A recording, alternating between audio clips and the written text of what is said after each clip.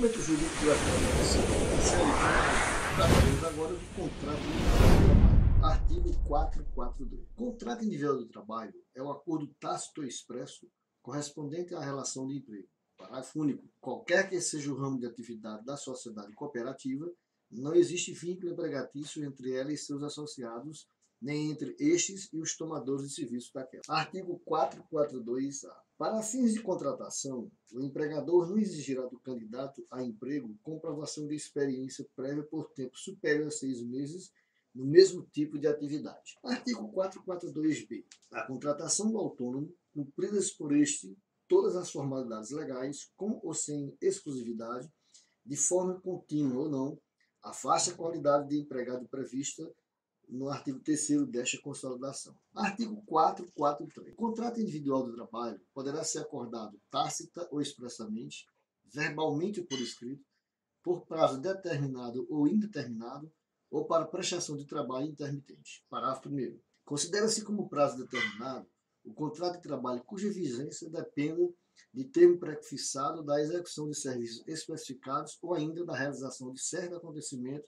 suscetível de previsão aproximada. Parágrafo 2º. O contrato por prazo determinado só será válido em se tratando, a linha A, de serviço cuja natureza ou transitoriedade justifica a pré-determinação do prazo, a linha B, de atividades empresariais de caráter transitório, a linha C, de contrato de experiência.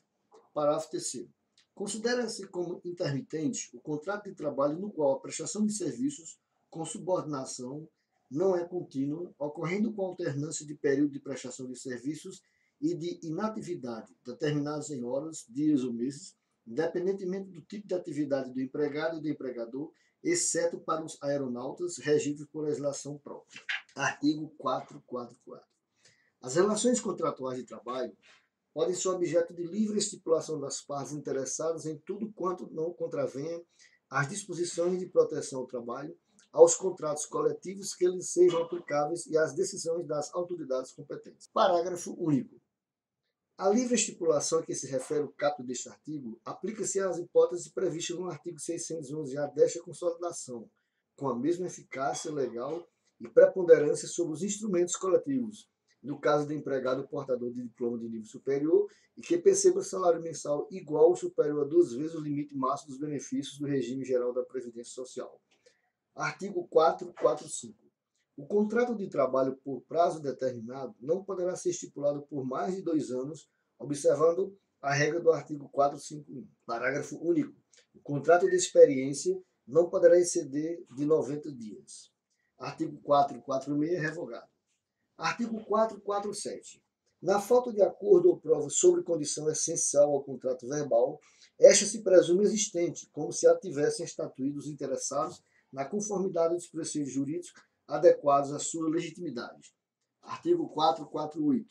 A mudança na propriedade ou na estrutura jurídica da empresa não afetará os contratos de trabalho dos respectivos empregados. Artigo 448-A.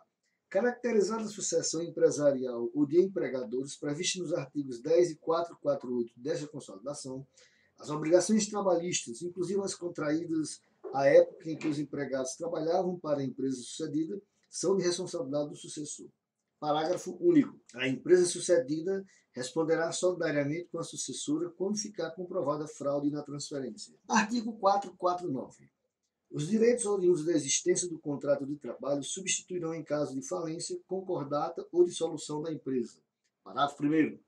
Na falência constituirão créditos privilegiados a totalidade dos salários devidos ao empregado e a totalidade das indenizações a que tiver direito. Parágrafo 2º.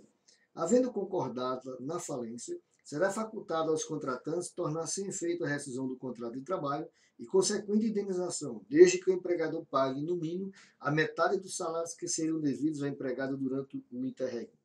Artigo 450. Ao empregado chamado a ocupar em comissão, interinamente ou em substituição eventual ou temporária, cargo diverso do que exercer na empresa, serão garantidas a contagem do tempo naquele serviço, bem como volta ao cargo anterior. Artigo 451. O contrato de trabalho por tempo determinado, que tácita ou expressamente for prorrogado mais de uma vez, passará a vigorar sem determinação de prazo. Artigo 452. Considera-se por prazo indeterminado todo contrato que suceder dentro de 6 meses, a outro contrato por prazo determinado, salvo se a expiração deste dependeu da execução de serviços especializados ou da realização de certos acontecimentos.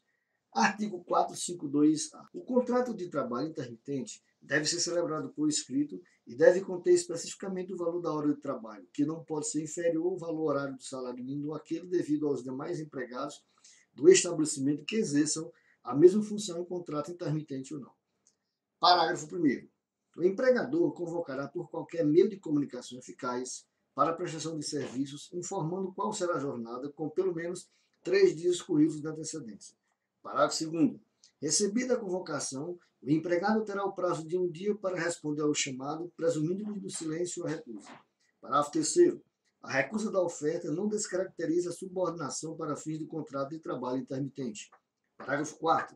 Aceita a oferta para o comparecimento ao trabalho, a parte que descumprir sem justo motivo pagará a outra parte no prazo de 30 dias multa de 50% da remuneração que seria devida, permitida a compensação em igual prazo. Parágrafo 5º. O período de inatividade não será considerado tempo à disposição do empregador, podendo o trabalhador prestar serviços a outro contratante. Parágrafo 6º. Ao final de cada período de prestação de serviço, o empregado receberá o pagamento imediato das seguintes parcelas: 1. Remuneração. 2. Férias proporcionais com acréscimo de 1/3. 3. 13º salário proporcional. 4. Repouso semanal remunerado. 5º, adicionais legais. Parágrafo 7º. O recibo de pagamento deverá conter a discriminação dos valores pagos relativos a cada uma das parcelas referidas no parágrafo 6º deste artigo. Parágrafo 8º. O empregador efetuará o recolhimento da contribuição previdenciária e o depósito do fundo de garantia do tempo de serviço na forma da lei, com base nos valores pagos no período mensal, e fornecerá ao empregado o comprovante do cumprimento dessas obrigações. Parágrafo 9º. A cada 12 meses, o empregado adquire direito a usufruir nos 12 meses subsequentes um mês de férias, período no qual não poderá ser convocado para prestar serviço pelo mesmo empregador. Artigo 453. No tempo de serviço do empregado, quando readmitido, serão computados os períodos, ainda que não contínuos, em que tiver trabalhado anteriormente na empresa, salvo se houver sido despedido por falta grave, recebido indenização legal ou se aposentado espontaneamente. Parágrafo 1º. Na aposentadoria espontânea de empregados das empresas públicas e sociedade de economia mista, é permitida sua readmissão desde que atendida aos requisitos constantes no artigo 37, inciso 16 da Constituição e condicionada à prestação de concurso público. Parágrafo 2º. O ato de concessão de benefício de aposentadoria a empregado que não tiver completado 35 anos de serviço, se homem, ou 30 se mulher, importa a extinção do vínculo empregatício. Artigo 454. Na vigência do contrato de trabalho, as invenções do empregado, quando decorrentes de sua contribuição pessoal e da instalação de equipamentos fornecidos pelo empregador, serão de propriedade comum em partes iguais, salvo se o contrato de trabalho tiver por objeto implícita ou explicitamente pesquisa científica. Parágrafo único. Ao empregador caberá a exploração do invento, ficando obrigado a promovê-lo no prazo de 1 ano da data da concessão da patente, sob pena de reverter em favor do empregado da plena propriedade desse invento. Artigo 455. Nos contratos de subentrada, responderá o subempreiteiro pelas obrigações derivadas do contrato de trabalho que celebrar, cabendo, todavia, aos empregados o direito de reclamação contra o empreiteiro principal pelo inadimplemento daquelas obrigações por parte do primeiro. Parágrafo único. Ao empreiteiro principal fica ressalvada nos termos da lei civil a ação regressiva contra o subempreiteiro e a retenção de importância a este devidas para a garantia das obrigações previstas neste artigo. Artigo 456. A prova do contrato individual de trabalho será feita pelas anotações constantes da carteira profissional ou por instrumento escrito e suprido por todos os meios permitidos em direito. Parágrafo único. A falta de prova inexistindo cláusula expressa a tal respeito, entender-se-á que o empregado se obrigou a todo e qualquer serviço compatível com sua condição pessoal. Artigo 456-A. Cabe ao empregador definir o padrão de vestimenta no meio ambiente laboral, sendo lícita a inclusão no uniforme de logomarcas da própria empresa ou de empresas parceiras e de outros itens de identificação relacionados à atividade desempenhada. Parágrafo único. A higienização do uniforme é de responsabilidade do trabalhador, salvo nas hipóteses em que forem necessários procedimentos ou produtos diferentes dos utilizados para a higienização das vestimentas de uso comum. Fiquem ligados nas dicas de hoje.